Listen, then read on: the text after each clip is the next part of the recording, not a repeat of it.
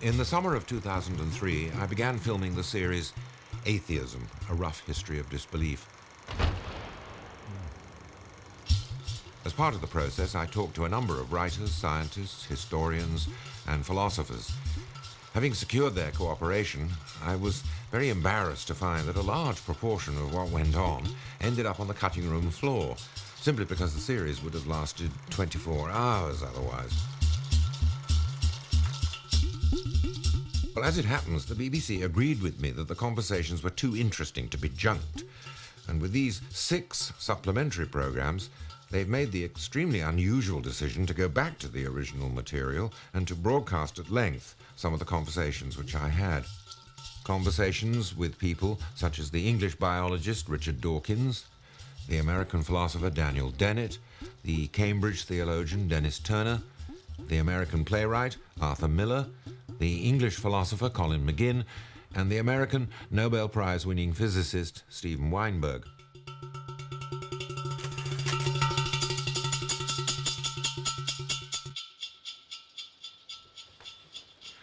Now, the English biologist Riczard Dawkins is probably almost as well known as an atheist as he is as a scientist.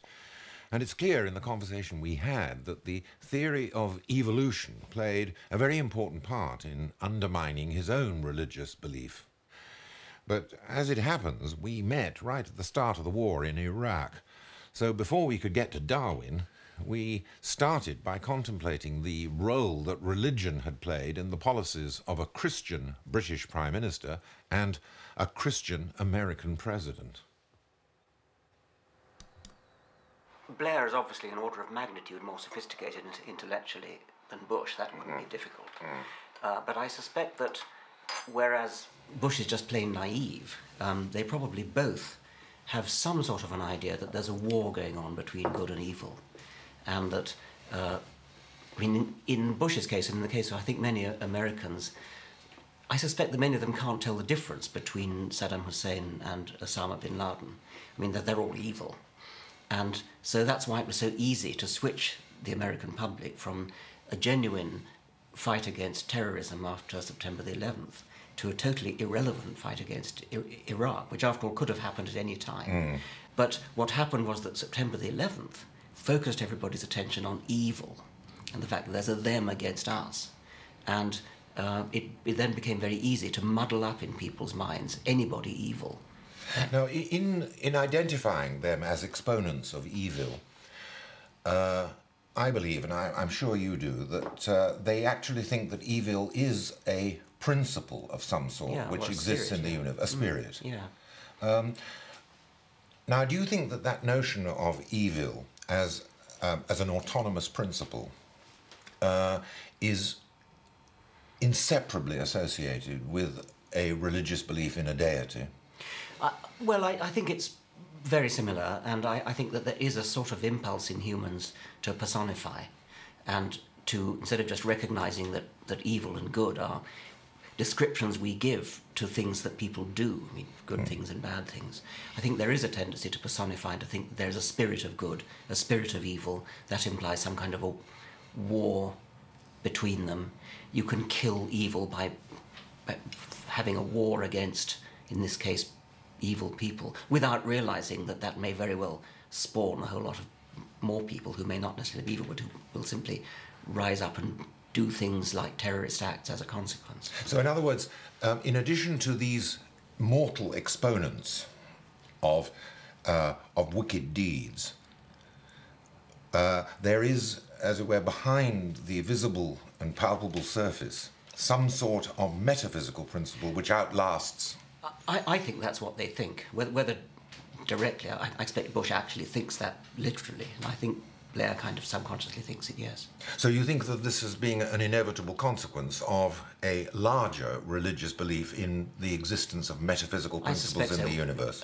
I'm sure it goes with a larger religious belief, whether it stems directly from that religious belief or whether both of them stem from the same kind of mental predisposition, which I dare say all humans have to some extent.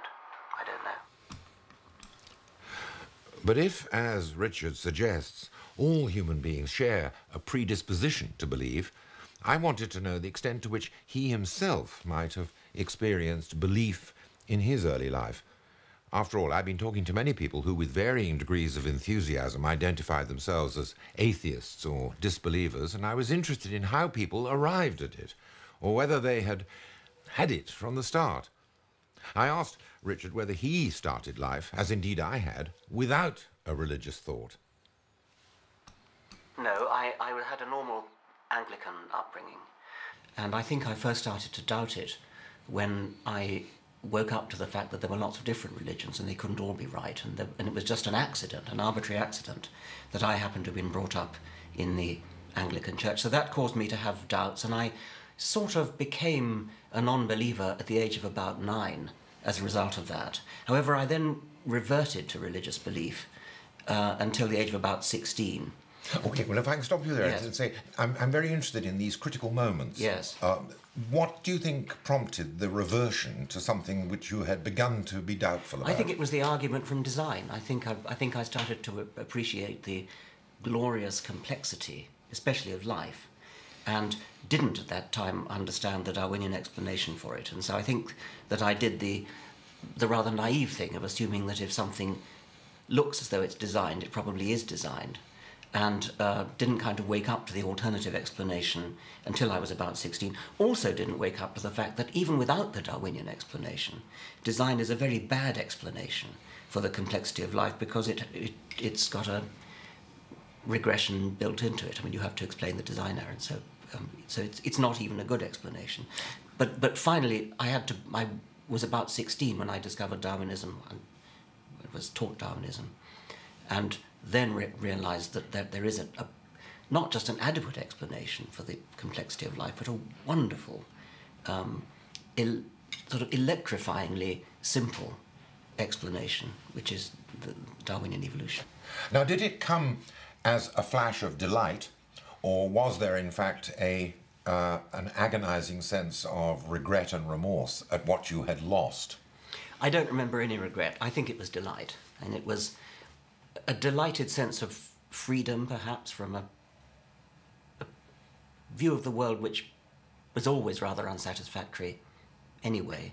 And it was also delight at the positive feeling that one now had a fully satisfactory explanation of the way the world was, and that I had my life before me to try to understand that in detail. All right, now if I can go back to that period between 9 and 15. 9 when you first started to have doubts about it because there were so many religions, and 15 when you had the, as it were, the biological road to Damascus and began to read Darwin. What form did your relatively undoubting religion take? I mean, in the way of observance, in the way of prayer, in one way or another? Oh, yes. Between 9 and 15, I was pretty devout. I got confirmed. I used to pray. I used to sort of have little fantasies at school, in boarding school, sort of creeping down to the chapel and praying and having sort of visions of angels and things. And I remember being prepared for confirmation, which actually, even at the time, I could sort of see that was a load of rubbish. I mean, I sort of forced myself to go on believing in it because here was this vicar and his cassette telling me about it, but it just didn't hang together. It didn't make any sense. I could follow an argument that said the world is such a beautiful place it needs a designer, but that wasn't what it was about at all. It was all about original sin and things like that, which even then I could sort of see wasn't really coherent. So in a sense then it was more tied to morality and the sense of sinfulness than it was to the beauty of the creation. I think the preparation for confirmation probably was, yes. Yeah. I mean, were you constantly told by the minister that you were, in the nature of man, an inheritor of some sin? I don't remember that. I mean, I do remember odd little stupidities, such as disease is a result of sin. Disease is not a result of bacteria or viruses or cancerous tumours. Disease is a result of sin. And I can remember being told that and hearing other people saying it later on, apparently taking it seriously. I mean, they just didn't sort of seem to realise what an extraordinarily unpleasant as well as illogical thing it is to believe. So when at the age of 16, you became acquainted with Darwin. Was it because you were taught about Darwin, or you began reading The Origin of Species? No, it's because I was taught. And were you taught by people who, as it were aware, or seemed to be aware of the fact that it would have theological consequences? No, I don't think so. I mean, that wasn't the terms in which they put it, anyway. How soon in the lessons did you begin to see that it did have theological consequences, that it more or less knocked the idea of design on the head? I do remember that I understood the principle of Darwinism before I believed it was really big enough to do the job. So I understood the principle of it and realised that, yes, that is a candidate explanation for doing this job, but I still don't think it's a big enough job. And it was only later that I decided, yes, it is a big enough. Well, in that case, I'm going to ask you this question. I'm going to ask you, for the point of view of the viewers, to... It's an awkward question I'm asking you, to give us a summary of the most persuasive version of Darwinian theory. Right. First, I would make a distinction between the fact of evolution, the actual change from generation to generation that has led from bacterial ancestors to all the creatures that we have today by gradual change, such that you wouldn't have noticed it in any particular generation. That is a matter of fact which can be observed not directly but by its aftermath in the form of fossils and the pattern of living creatures. Then ask, what is the guiding force that led to it being like that? Natural selection. And the most illuminating way I can think of to explain that is that all living things contain digitally coded representations of themselves, digitally coded instructions for building themselves and for making more like themselves. The instructions survive or they don't survive, depending upon how good the bodies are at surviving and how good the bodies are at reproducing and therefore passing them on. Mm-hmm. Therefore, the world becomes filled with coded instructions for being successful in building bodies that survive and reproduce those very same coded instructions. Now, the objection that is constantly raised by people who hear this, to me and to you, extremely persuasive argument, they say, aha, but what is the source of these fruitful novelties upon which natural selection exerts its pressures? People would say, well, surely the novelties themselves, even if they are then pressure is exerted upon them, something has to explain the novelties themselves. Yeah. Well, the novelties themselves, of course, are genetic variations in the gene pool, which ultimately come from mutation and more proximally come from sexual recombination.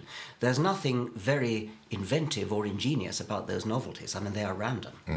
And they mostly are deleterious. Most mutations are bad. And so you really need to focus on natural selection as the positive side, and it's only natural selection that produces living things which have the illusion of design. The illusion of design does not come from the novelty. It comes from what happens to the novelty as it is filtered through. But the argument was constantly levelled about the imperceptible changes which might, in fact, as they were developed and recurred, would have culminated in something as useful as a feather.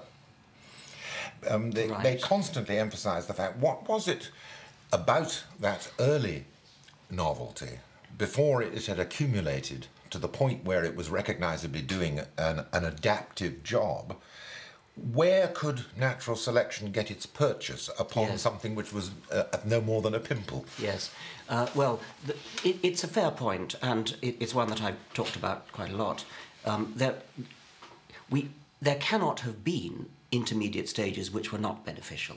There's no room in natural selection for the sort of foresight argument that says, well, if we got to persist for the next million years and it'll start becoming useful.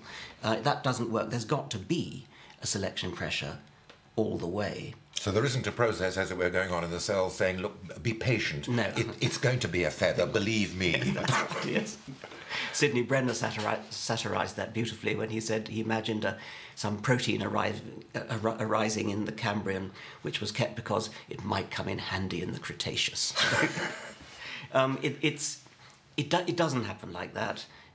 There's got to be a series of advantages all the way in the feather. If you can't think of one, then that's your problem, not natural selection's problem. Natural selection, well, I suppose that is a sort of matter of faith on my part, since the theory is so coherent and so powerful. You mentioned feathers. I mean, it's perfectly possible that feathers began as sort of fluffy extensions of reptilian scales to act as heat insulators. And so the final perfection of the sort of wing feathers that we see in flying birds might have come very much later, and the earliest feathers might have been a different approach to hairiness among reptiles, keeping them warm. Over and over again, we come across cases where an organ starts out doing one thing and then gets modified to doing another thing. But it's not very useful to challenge an individual biologist's ingenuity in thinking up what particular intermediates might have looked like, because we don't, I mean, maybe we're just not ingenious enough to think what they are. I should have thought there's a more general argument, which is that we shouldn't in any case be saying, oh, I can't think what the explanation for it is, therefore it must have been designed. There's a fatal weakness in any argument which says, I cannot understand how X could have happened, therefore it must have been designed.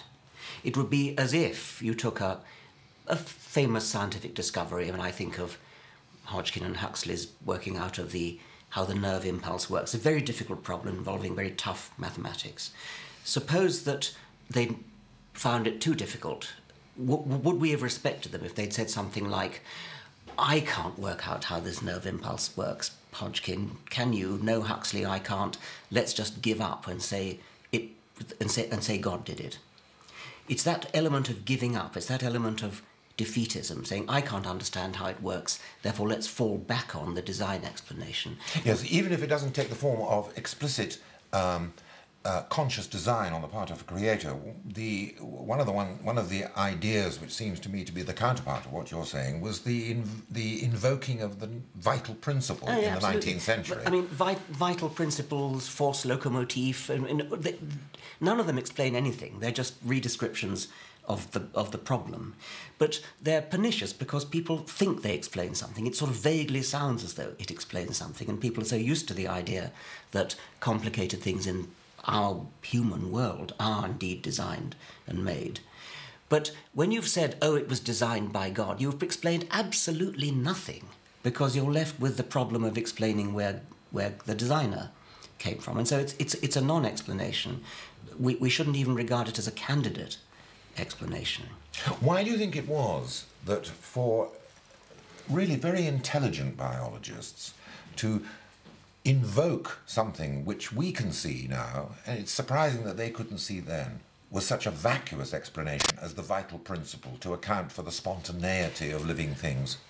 Well, I suppose it's all very well for us to say we can see that it's nonsense, but when you didn't have anything better, I mean, I could imagine in the time of Hume, for example, he would have said, this is a bad explanation, and he was right. But he didn't actually have a better one to put in its place. And so you have to be quite intellectually courageous to stick on the philosophical point that it's clearly a bad explanation.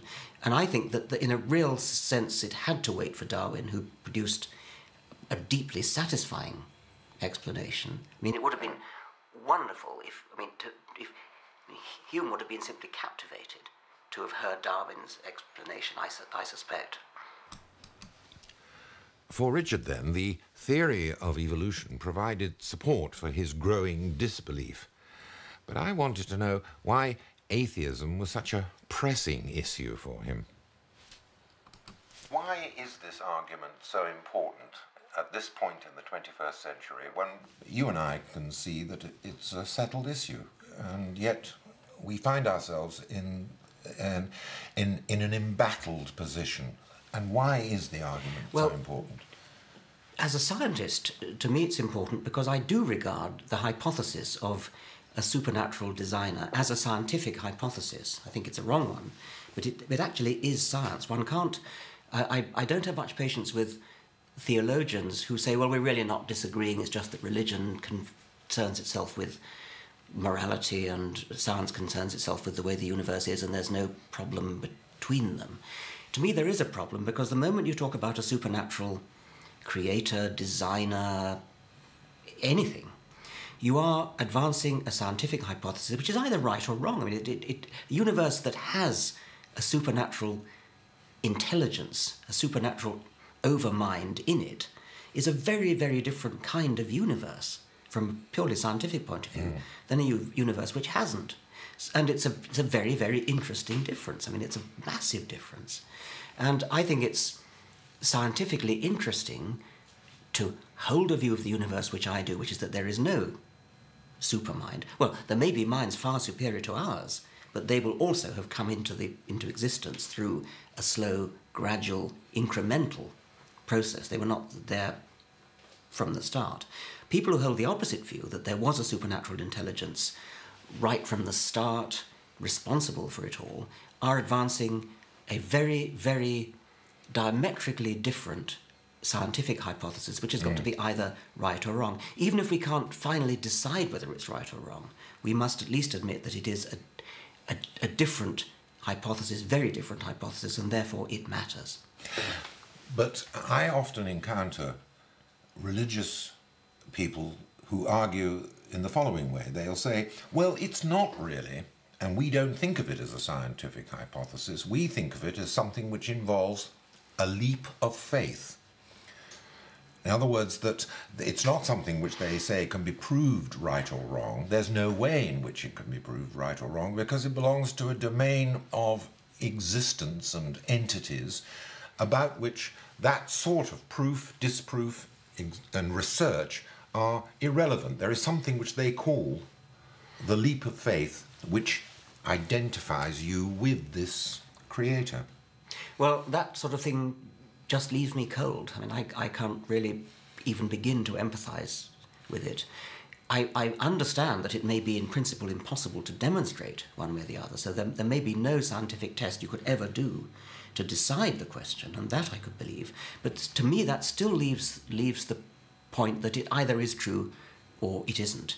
A leap of faith which just means that a person has a sort of internal feeling of revelation which is not shareable with anybody else and which can't be demonstrated to anybody else. To me, that just sounds like a mental delusion.